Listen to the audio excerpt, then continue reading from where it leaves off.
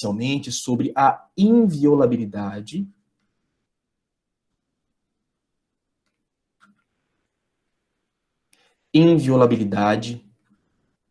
das comunicações. Inviolabilidade das comunicações. Bom, este direito fundamental, turminha, ele está contemplado no artigo 5º, olha só, artigo 5º, inciso 12 da Constituição da República de 1988. Pessoal, vejam o seguinte, o nosso texto constitucional, né, ou melhor dizendo, o nosso constituinte, por meio da Constituição, achou por bem proteger o sigilo das comunicações em geral. Você vai ver comigo, né, em poucos instantes, que este inciso 12 do artigo 5º, ele protege, ele resguarda as comunicações telefônicas, as comunicações que se dão através de transferência de dados, as comunicações por meio de correspondência e também as comunicações telegráficas, né, praticamente extintas nos dias atuais, ok? Então, de uma forma geral, né, o nosso constituinte, ele resolveu dispensar uma tutela, uma proteção das comunicações em geral. E aí estão protegidas pela Constituição, de uma forma expressa, né? As comunicações via correspondência, vai anotando aí, correspondência, as comunicações telegráficas, acredito eu que estão basicamente extintas nos dias atuais, né? As comunicações via telegráficas, as comunicações por transferência de dados, que estão muito em voga nos tempos de hoje, e também as comunicações telefônicas.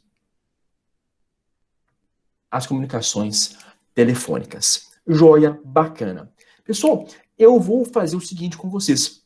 Vamos aqui fazer uma leitura, né, muito rápida, uma primeira leitura deste inciso 12 do artigo 5º, a fim de que depois nós possamos, então, decompô-lo, a fim de que nós possamos depois destrinchar este dispositivo constitucional. Bacana? Então vamos pegar aqui o artigo 5º, inciso 12 da Constituição. Estou aqui jogando na sua tela, olha só. Artigo 5º, inciso 12, que assim dispõe, né, ipsis literis, olha só. É inviolável o sigilo da correspondência e das comunicações telegráficas, de dados e das comunicações telefônicas, salvo, no último caso, por ordem judicial, nas hipóteses e na forma que a lei estabelecer, para fins de investigação criminal ou instrução processual penal.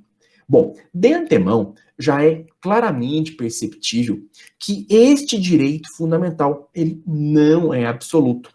Até porque nós depreendemos deste inciso 12, logo de cara, né, logo de início, que ele comporta alguma relativização, que daqui a pouquinho eu vou te mostrar com mais propriedade aquilo que realmente vai importar para nós. Bacana? Mas aqui, olha só, trabalhando com essa ideia de relatividade, né, deste direito fundamental, eu preciso ponderar o seguinte com vocês. Vamos lá.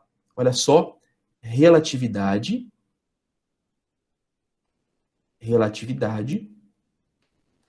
do direito fundamental, né, da inviolabilidade das comunicações em geral. Vamos em frente. Olha só, o primeiro ponto que eu quero aqui suscitar com você diz respeito, basicamente, àquilo que acontece com os detentos, com aquelas pessoas que estão eventualmente detidas, seja por qual razão for, né, prisão definitiva, prisão provisória, etc. Mas, enfim, aquelas pessoas que estão detidas em estabelecimentos prisionais.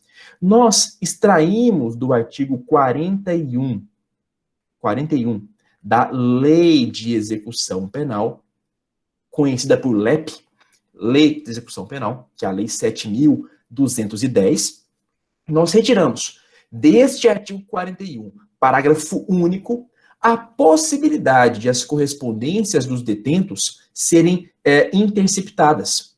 Olha, Gabriel, por que isso vai acontecer? Porque, pessoal, aqui neste caso, vai prevalecer, evidentemente, o interesse na manutenção da segurança pública, de modo tal que não se pode admitir, não se pode permitir que os detentos utilizem de um direito fundamental, que é este que nós estamos trabalhando, para então poderem articular a prática de crimes.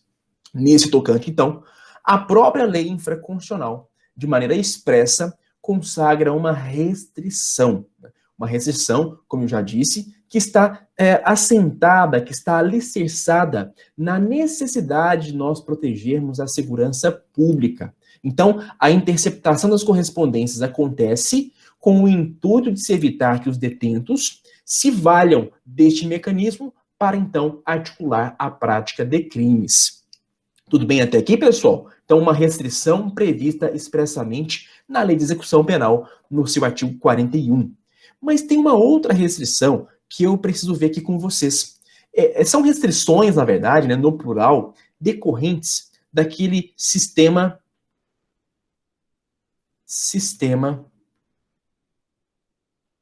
constitucional das crises. Sistema constitucional das crises. Eu me refiro basicamente, galera, ao estado de defesa, Aqui você vai anotar para mim, por favor, o artigo 136. Artigo 136, parágrafo 1º da Constituição da República, tá? Já eu vou consultar com você, só um instantinho. Artigo 136, parágrafo 1º da Constituição. E também nós verificamos aqui a possibilidade de restrição no âmbito do estado de sítio. E, em se tratando de estado de sítio, esta restrição, ela consta do artigo 139 da Constituição da República. Apenas te lembrando, pessoal, o seguinte, né? Este sistema constitucional das crises, ele estabelece aqueles momentos de instabilidade constitucional. Lembra? Aqueles momentos de abalo democrático, de abalo institucional, em que, por exemplo, o Estado vivencia alguma circunstância, alguma situação que compromete a instabilidade interna. De modo, então, que se esta situação, né, de crise ela for regionalizada, nós teremos o estado de defesa, ao passo em que, se ela for generalizada, nós teremos o estado de sítio. Perfeito. Vejamos aqui juntos, então, estes dois dispositivos e constatemos, né, muito facilmente a prescrição destas restrições no próprio texto da Constituição. Veja aqui junto comigo, olha só, Constituição, artigo 136. Artigo 136, parágrafo 1º, hein, turma? Parágrafo 1º, conforme eu já indiquei lá nas nossas anotações. Vejamos. O decreto que instituir o estado de defesa determinará o tempo de sua duração, especificará as áreas a serem abrangidas e indicará, nos termos e limites da lei, as medidas coercitivas a vigorarem dentre as seguintes. Inciso 1º, restrições aos direitos de... Olha só o que está na alínea C. Restrições ao sigilo de comunicação telegráfica e telefônica.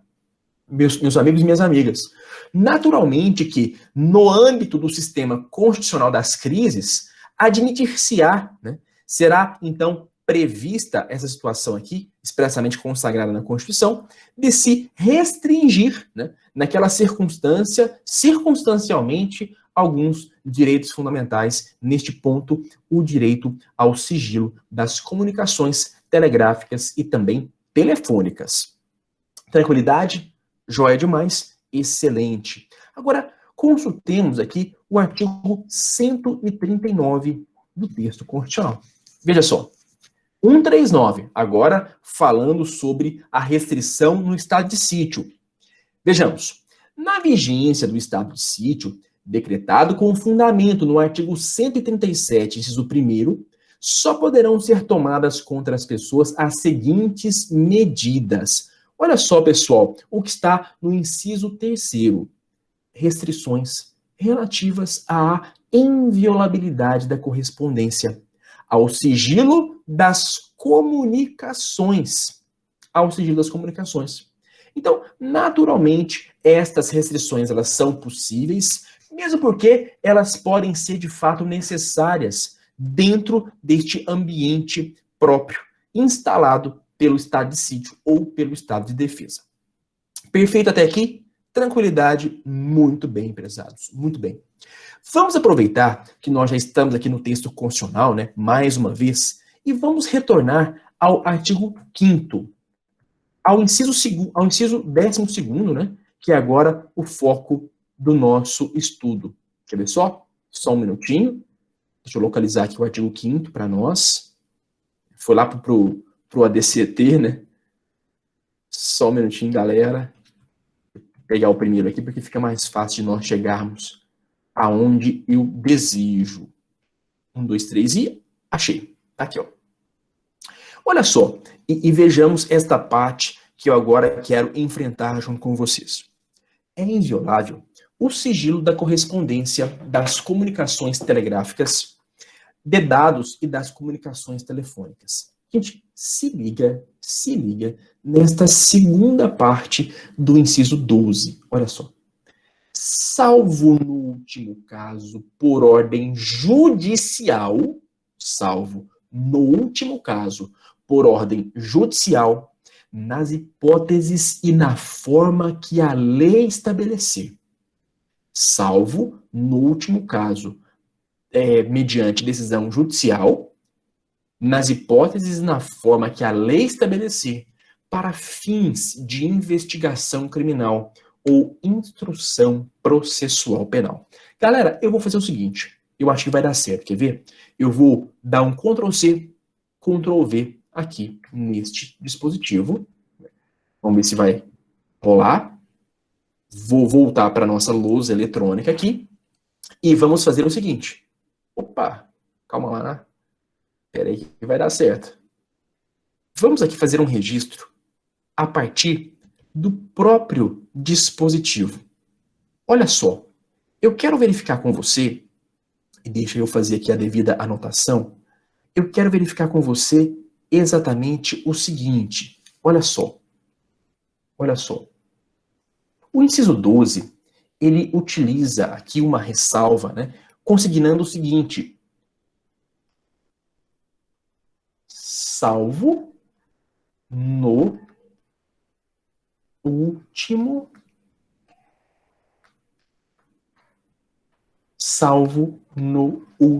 caso. E aí, pessoal, o lance é o seguinte, né? O lance é o seguinte. O que seria este último caso? Calma lá, olha que bacana. Joguei para você aqui na lousa o próprio dispositivo constitucional, qual seja o inciso 12 do artigo 5º. Veja bem, pessoal, olha que interessante, né?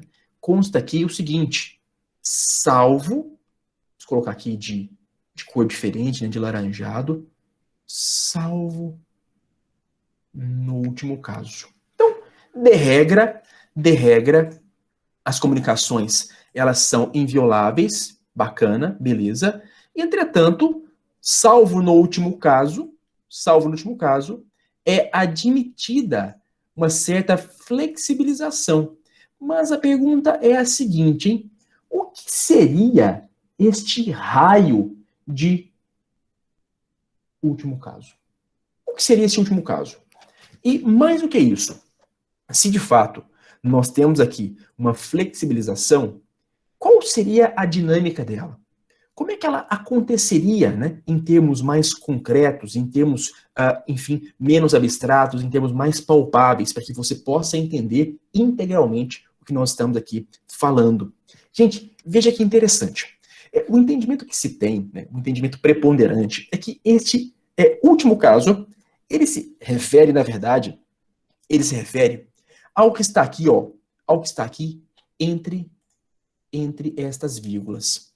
Olha, comunicação de dados. Opa, deixa eu pegar aqui minha canetinha, que eu acho que agora vai funcionar. Se refere à comunicação de dados e à comunicação telefônica. Então, sendo mais direto, admite-se, e este é o entendimento majoritário, admite-se a interceptação, olha só, admite-se a interceptação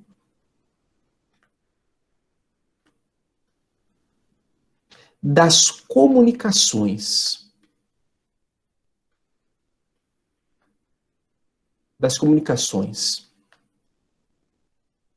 por dados e telefônicas. Das comunicações por dados e também das comunicações telefônicas, porque textualmente, né, verificando o inciso 12º, o inciso 12 do artigo 5º, nós percebemos então que este salvo último caso, ele verdadeiramente diz respeito ao que está entre as vírgulas da oração anterior. Tranquilidade. Gente, este é de fato o entendimento majoritário e você pode ficar despreocupado em relação à segurança de, assim, se filiar a ele, tá? Pode ficar tranquilo, realmente é o que predomina. Beleza pura? Ótimo, ótimo, ótimo. Entretanto, eu quero aqui destacar alguns pontos muito importantes com vocês que não podem passar desapercebidos. Tá legal? Muito bem. O próprio dispositivo, né, constitucional deixa claríssimo para nós, né? Até porque está previsto expressamente que esta interceptação das comunicações via dados ou então telefônicas, ela só pode acontecer por decisão, por ordem, né, como fala aqui o dispositivo, por decisão judicial. Muito cuidado em relação a isso, viu, pessoal? Muito cuidado. Daqui a pouco, mais adiante, eu vou trabalhar alguns outros pormenores com vocês, viu? Mas quando se fala de interceptação telefônica ou interceptação de comunicações via dados, é importantíssimo que ela aconteça a partir de uma decisão judicial. Você pode me perguntar, Gabriel, mas por quê? Por que se exige uma decisão judicial? Ora bolas. A resposta é muito simples.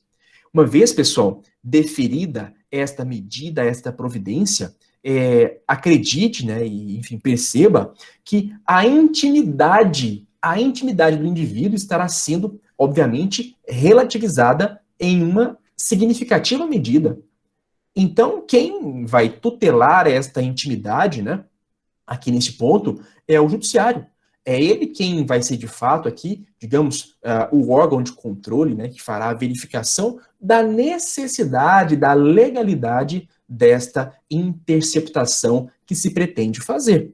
Então, por se tratar de uma grande relativização da intimidade, é que deve-se aqui exigir a decisão judicial.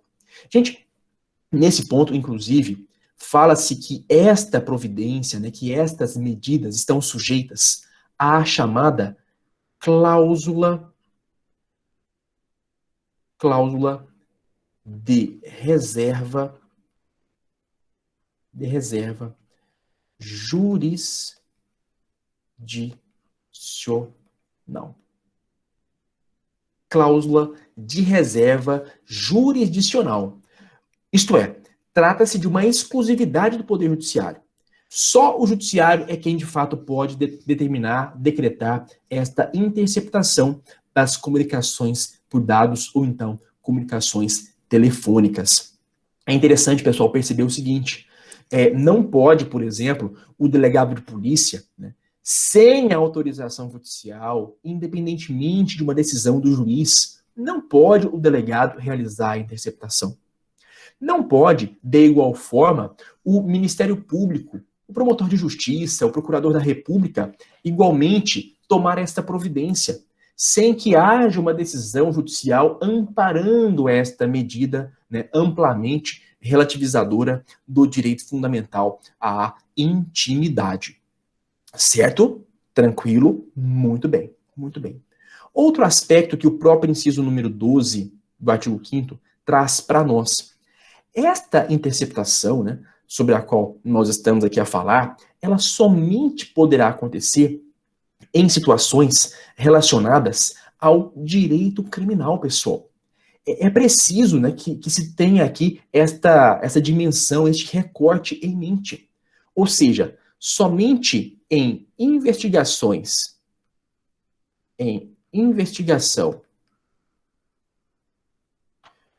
ou processo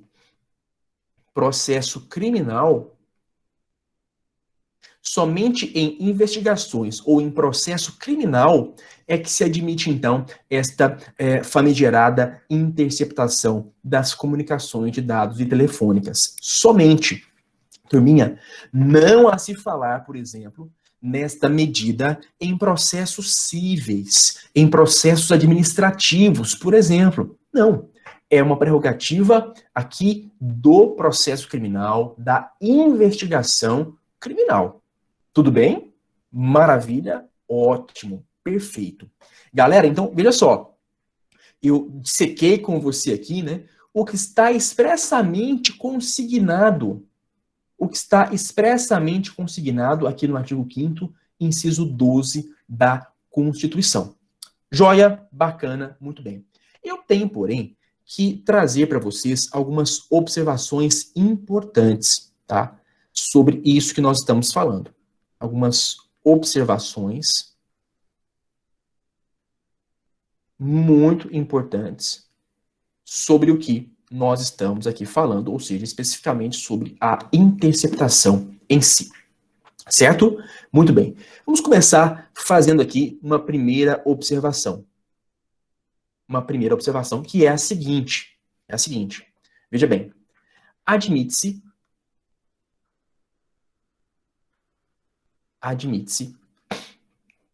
a utilização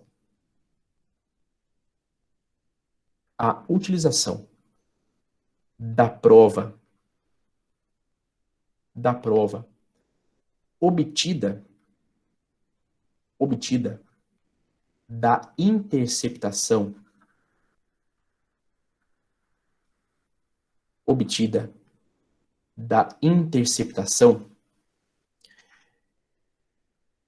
em processos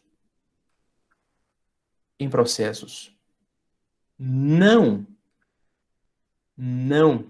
penais, por meio do instituto da prova emprestada. Por meio do instituto da prova emprestada. Certo? Maravilha? Muito bem, pessoal. Então, olha só. Como eu falei para vocês, a interceptação, ela é cabível, ela foi concebida aqui, originalmente falando, para ser, então, decretada como medida excepcional no âmbito da investigação criminal ou do processo criminal. Perfeito. A ideia é realizar a interceptação para obter provas, né, relacionadas à prática de um crime. Provas que vão demonstrar a autoria ou a própria existência, a própria materialidade do crime. Esta é a ideia. Entretanto, pessoal, vamos admitir o seguinte cenário. Imagina só que um sujeito, ele está sendo aí acusado, né? Está sendo investigado, para ser aqui mais técnico, está sendo acusado de ter praticado um crime de corrupção. Corrupção passiva ou ativa, etc. Bacana. Joia. Acontece, porém, que ao mesmo tempo em que ele está sendo acusado da prática deste crime, um crime contra a administração pública, por exemplo, ele está respondendo a uma ação civil, a uma ação de improbidade administrativa, que é uma ação civil, não é uma ação penal. Maravilha? Nunca se esqueça desse detalhe, viu? Nunca se esqueça. Tá? Improbidade administrativa não se trata de crime, é um ilícito civil. Ilícito civil, e, portanto, existe um processo civil onde se vai apurar, então, a responsabilização do agente na esfera da improbidade administrativa. Olha a pergunta. Imaginemos que foi realizada uma interceptação telefônica no processo criminal, visando, então, a produção de provas no processo crime. E aí, pessoal, vejam, esse camarada que está sendo acusado, né, no processo criminal, ele responde um processo civil por improbidade em relação ao mesmo fato. Gabriel, isso pode acontecer? É lógico que isso pode acontecer. Eu mesmo já atuei em situações desse jaez, né, nesse contexto. Cliente está sendo denunciado na esfera criminal, né, e também responde a uma ação por improbidade administrativa. Isso é perfeitamente possível. Então, veja, é também igualmente possível usar-se dessa prova colhida, obtida no processo criminal, na esfera civil, no processo civil. Isso vai acontecer, esse transporte probatório, né? Ele vai acontecer por meio de um instituto denominado prova emprestada, que depois vocês estudarão no momento oportuno, no momento correto, em direito processual penal. O nome dele é prova emprestada. De modo tal que, em termos bem práticos, é possível transportar o produto da produção probatória, ou seja, da interceptação telefônica, aqui no processo civil ou até mesmo no processo administrativo. O que não se pode ter, pessoal, isso é também fora de dúvida, o que não se pode ter é uma interceptação telefônica em um processo genuinamente civil, genuinamente administrativo, né? Isso não é possível. Somente se admite esta medida drástica para fins criminais, investigação ou então produção de prova na fase processual penal. Sussa, tranquilidade sobre isso, pessoal? Maravilha, beleza? Bom demais, pessoal, bom demais. Olha só que interessante o que eu vou te contar aqui agora. Vou te contar aqui agora uma outra observação que você precisa aí tomar nota dela, tá bem? Gente, não confundamos interceptação, não confundamos interceptação telefônica com quebra do sigilo, quebra do sigilo dos dados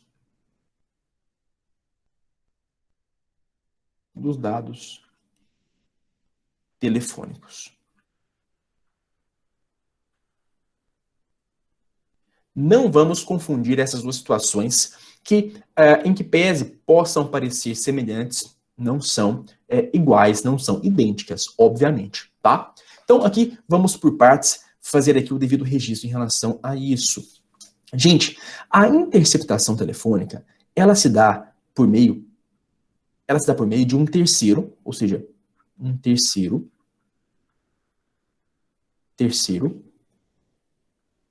intercepta um diálogo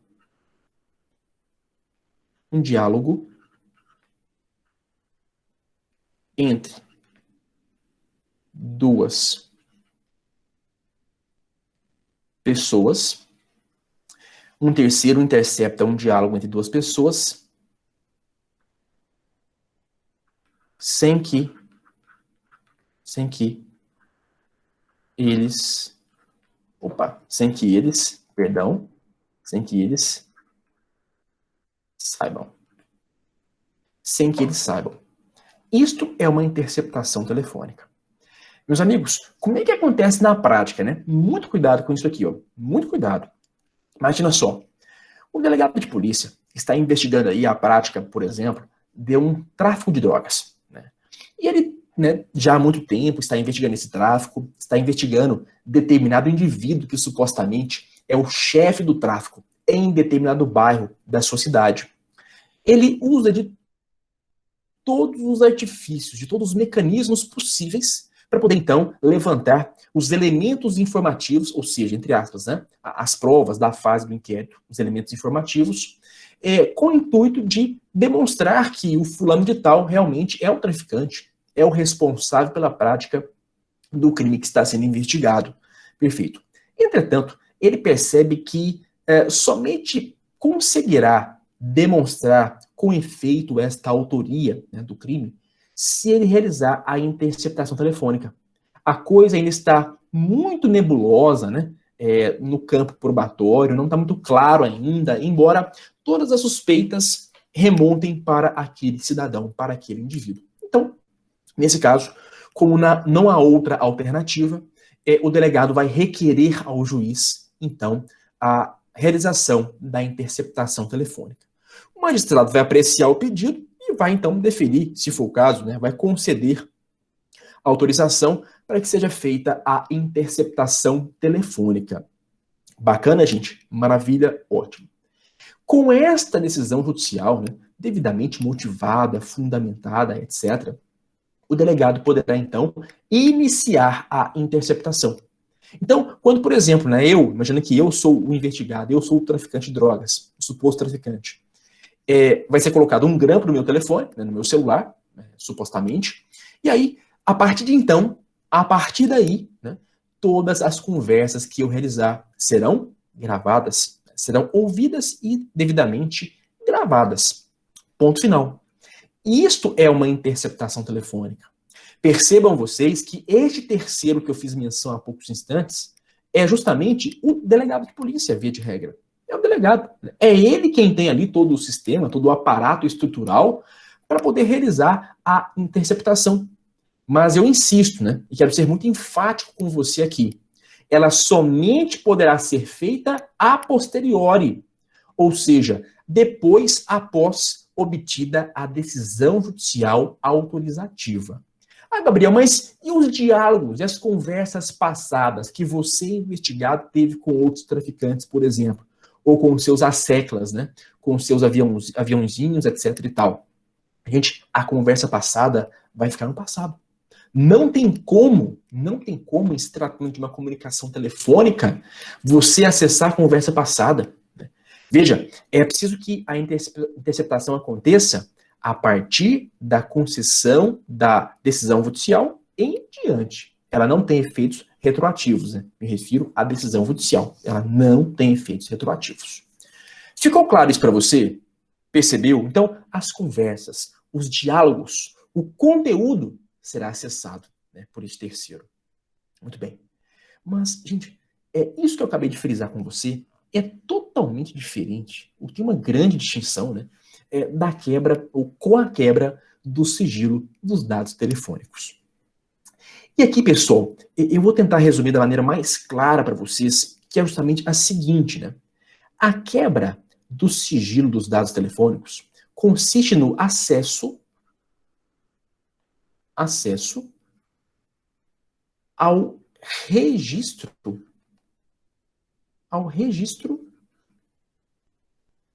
das comunicações.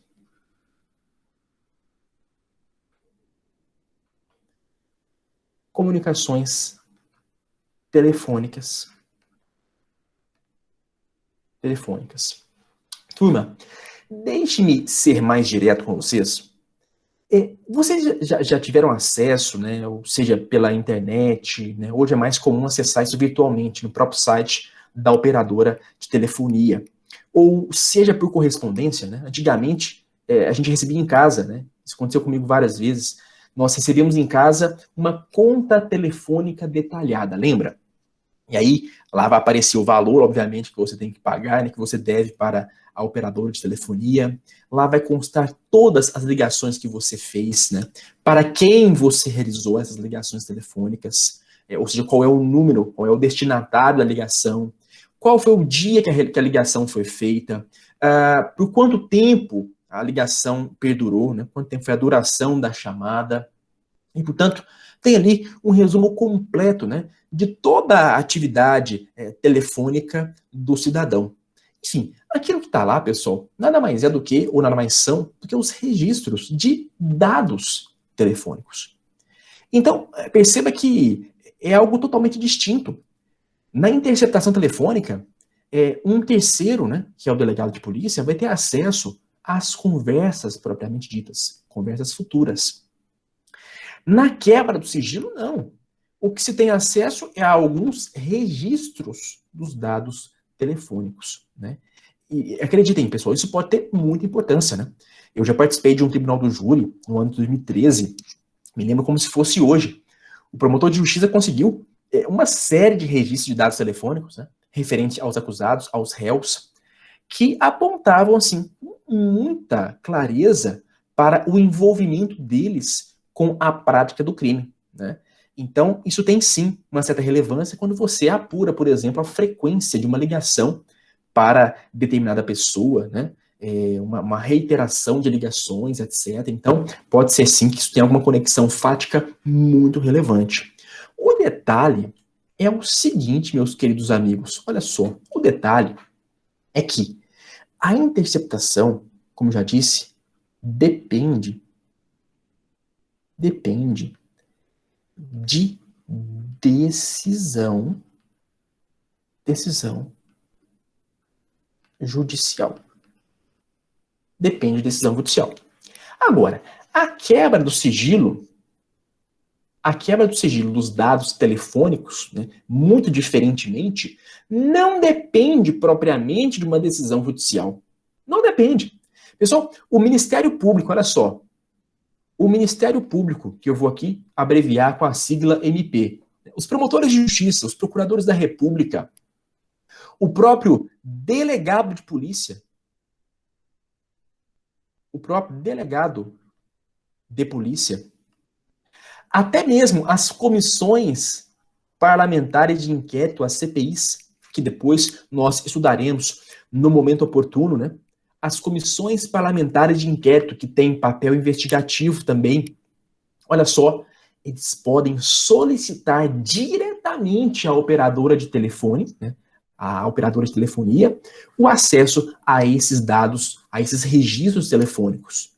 Ou seja, não é preciso uma decisão judicial. É possível, então, obviamente, o promotor justificando, né, a razão de ser da investigação, que determinada pessoa, de fato, é investigada pela prática de um crime, obviamente, justificando, a companhia, a operadora, poderá fornecer diretamente este material para o promotor de justiça, para o delegado ou até mesmo para a comissão parlamentar de inquérito. Tranquilo? Maravilha. Vamos para mais uma observação, meus caros amigos e minhas caras amigas.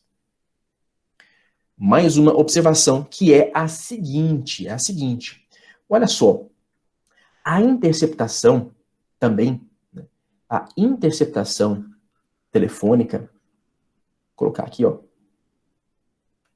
telefônica, não pode ser confundida, vamos colocar aqui um sinal de diferente, não pode ser confundida com gravação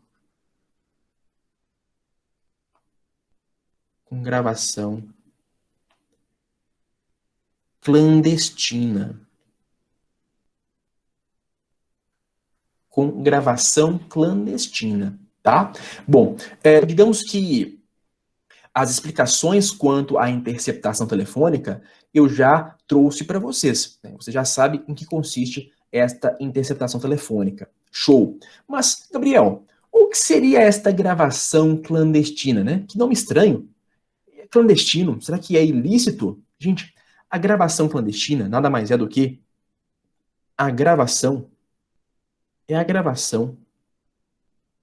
de uma conversa, de um diálogo por um dos interlocutores.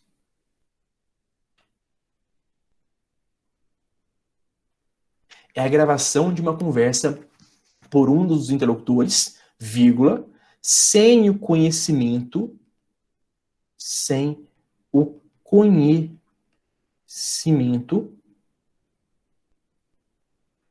do outro. Tá? Por isso, então, recebe o nome de gravação clandestina. Mas, meus amigos, muito cuidado, porque eventual gravação desta natureza não será ilícita. Não será, né? Uma gravação dessa natureza, ela será uma prova, e eu não tenho nenhuma dúvida em dizer isso para vocês, nenhuma dúvida, pode ficar tranquilo com relação à minha informação. Esta prova é uma prova lícita. É uma prova lícita. Gente, e convenhamos, né? Isso acontece nos dias de hoje com bastante frequência, né? Eu, felizmente, nunca precisei fazer isso. Mas vários e vários clientes já precisaram se valer dessa estratagema. Ou seja, quando faz uma ligação para alguém, né, o indivíduo grava a ligação sem que a outra pessoa soubesse que estava sendo gravada, né? E depois isso pode, é claro, ser utilizado como prova em processo judicial. Tá? Então, não há nenhum problema nesta gravação, se, veja bem, nós temos duas pessoas conversando, né? Duas pessoas conversando, e uma delas grava a conversa sem o conhecimento da outra pessoa. Tranquilo, pessoal? Isso, então, pode, de fato, acontecer. Isso pode acontecer. Perfeito? Tá? Então, não confundamos interceptação telefônica com gravação clandestina. Certo? Show de bola. Não confundam também, vai aqui mais uma distinção, né, importante, né? Não confundam da mesma forma, nesta mesma linha que eu estou explicando para vocês, não confundam aqui, ó, interceptação telefônica com escuta telefônica. Escuta telefônica. Vejam, meus amigos e minhas amigas, vejam só. Em relação à escuta telefônica, nós temos a gravação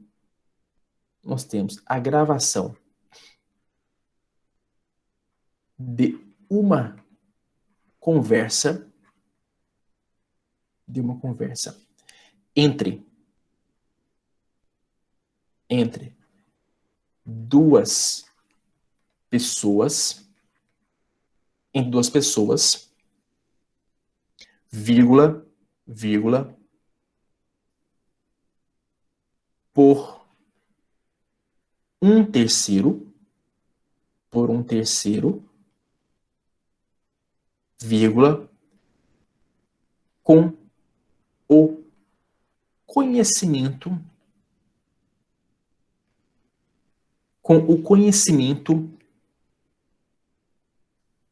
de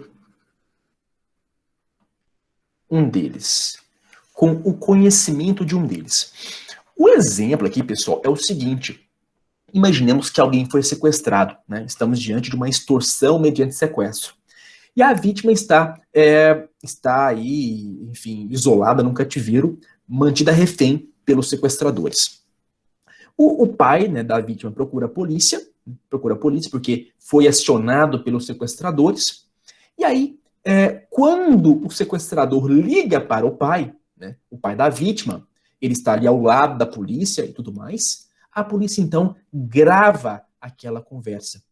grava aquela conversa do sequestrador com o pai da vítima, onde o sequestrador ele vai exigir o resgate, vai apontar, né, como ocorrerá a liberação da vítima, mediante o pagamento, de que forma vai ser, etc, etc, etc. Muito bem. É uma escuta telefônica. E para a maioria da doutrina, para a maioria, esta escuta telefônica, ela depende de autorização judicial, tá? Ela dependeria, então, de uma autorização judicial, porque é um terceiro, né? É alguém estranho ao diálogo, né? É alguém que não faz parte daquele diálogo entre as duas pessoas, quem vai realizar aquela gravação, né? E aí você pode me perguntar, mas Gabriel, não pode o pai da vítima fazer uma gravação clandestina da conversa? E ela, nesse ponto, não terá prova, né? Não terá valor de prova no processo penal? Perfeitamente, né? Isso pode acontecer, né? Para evitar alguma discussão nesse sentido, né? Pode o pai da vítima gravar a ligação por ele mesmo, né? Até porque é uma conversa entre duas pessoas, e depois usar isso como prova lá no processo penal. Tranquilo, pessoal? Perceberam essas sutilezas? Muito bem, vamos continuar, porque temos ainda mais alguns detalhes para trazer a vocês aqui neste campo, nesse ponto das observações. Vamos lá, mais uma informação importante que eu quero trazer para você. Gente, a interceptação telefônica,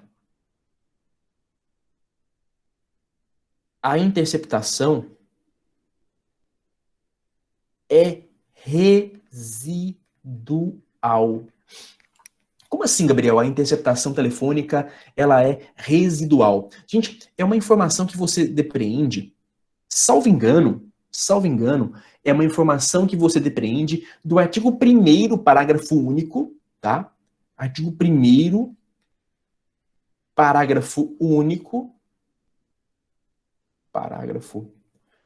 único da lei que rege a matéria, que é a lei 9296 de 97. Lei muito importante, hein, turma? Muito importante, foi até alterada recentemente pelo pacote anticrimes, pela lei 13.964 de 2019.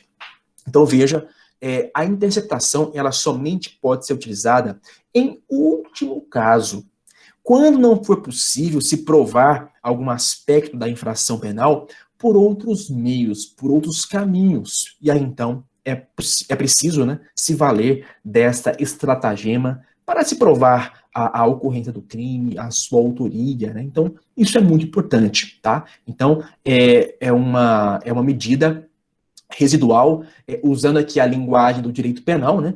É a última ratio, é a última trincheira, tá bem? Show de bola! Da mesma forma, pessoal, a interceptação somente poderá ocorrer,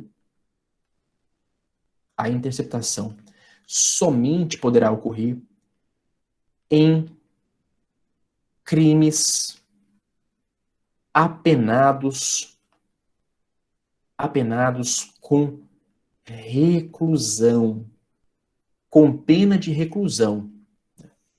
Gente, para quem não sabe, né, os crimes apenados com pena de reclusão, isso quer dizer, em termos mais práticos, mais diretos, que eventual pena deverá ser cumprida nos regimes fechado, semiaberto e aberto, né? Ao passo em que os crimes apenados com detenção, o cumprimento da pena poderá se dar nos regimes semiaberto e aberto. Não tem regime fechado, né? A princípio, nos crimes apenados com detenção. Mas, enfim, veja que a reclusão é um mecanismo, né, de punição, vamos dizer assim, para poder ficar mais fácil de entender, né, didaticamente. É um mecanismo de se impor a sanção penal aqueles crimes que são mais gravosos, né, e em que o cumprimento da pena vai perpassar pelo regime fechado, semiaberto ou aberto. Tá bem? Então, só os crimes mais gravosos, aqueles crimes mais relevantes, né, os fatos penais relevantes, é que poderão, então, contar com a utilização da interceptação telefônica. Ô, Gabriel, e um outro detalhe importante, qual é o prazo? Qual é o prazo que pode perdurar, que pode durar a interceptação telefônica? Meus queridos, a princípio, a interceptação pode perdurar pelo prazo de 15 dias. 15 dias, tá legal? 15 dias é o prazo, então, em que se pode realizar a interceptação telefônica. E, meus amigos, esse prazo, ele é prorrogável, tá bom? Esse prazo, ele é prorrogável. Ele é prorrogável. Veja só que importante. Ele é prorrogável sucessivamente.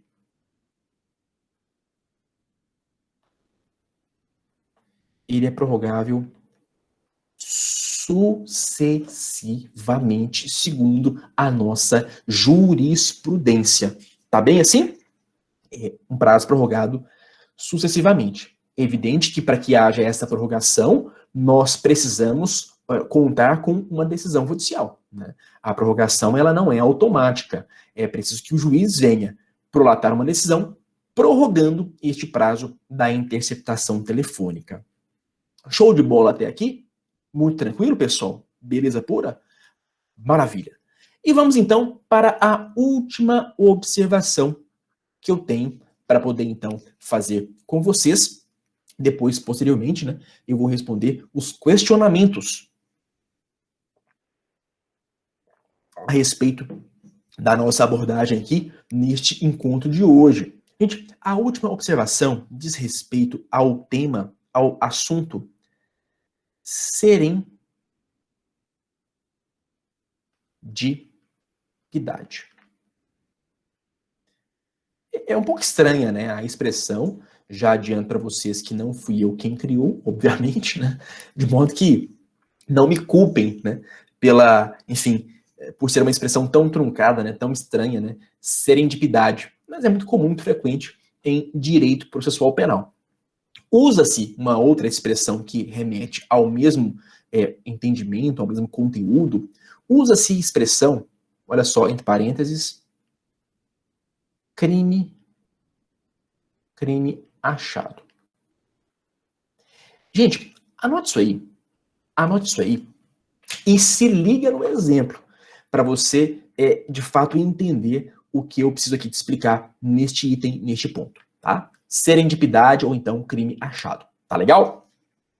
Gente, olha só, vamos imaginar que foi feito um pedido, né, ao magistrado para que, então, o delegado de polícia realizasse uma interceptação telefônica. A interceptação é regular, ela é realizada, né, e antes disso, ela é autorizada nos termos da Lei 9266, tá tudo certo, sem nenhum problema, sem nenhum vício, na decretação e também na realização da interceptação telefônica. Ótimo. Imagine você que ela foi, então, decretada, autorizada, para se investigar um crime de tráfico de drogas, para se investigar determinada pessoa, né, cujo número de telefone é o número XX, etc., perfeito, que está sendo, então, investigado, que é suspeito da prática de um crime de tráfico de drogas. Ótimo. Mas aí, quando o delegado realiza a interceptação telefônica, para sua surpresa, o que ele fica sabendo? Em um determinado diálogo que o indivíduo interceptado realiza, ele confessa ao outro interlocutor, né, que participa também da conversa, ele confessa a prática de um crime de homicídio. Fala, não, nós realmente matamos, né? Nós demos cabo da vida do fulano de tal, porque ele me devia, vamos pensar, 5 mil reais, né, de droga, que ele comprou comigo e não me pagou, né? Falou, olha que eu tentei receber dele, hein? Tentei receber dele de todo jeito, ameacei a família, a mãe, o pai, os filhos, mas não deu certo. Nós tivemos que apagar o humilhante. Então nós matamos. Semana passada, nós estamos lá na beira do rio, eu dei um tiro na testa dele, caiu no rio e sumiu, né? Graças a Deus, sumiu. Muito bem. Então, olha só, houve uma confissão no meio desta interceptação telefônica realizada a propósito de investigar tráfico de drogas. Percebe? Então, a pergunta é, isso é possível? Né? Ou seja, podemos usar essa prova colhida pela interceptação telefônica para investigar esse crime de homicídio? Gente, é óbvio que é possível, né? A jurisprudência admite. Porque perceba você, né, é algo que compõe a linha de desdobramento própria da interceptação originariamente autorizada. Né? E, obviamente, o Estado não pode fechar os olhos para essa realidade. Então, sendo uma situação que refere-se, né, consiste em um desdobramento da autorização inicialmente concedida para se interceptar, não há problema algum. Aqui, olha que interessante. Pode ser que outro crime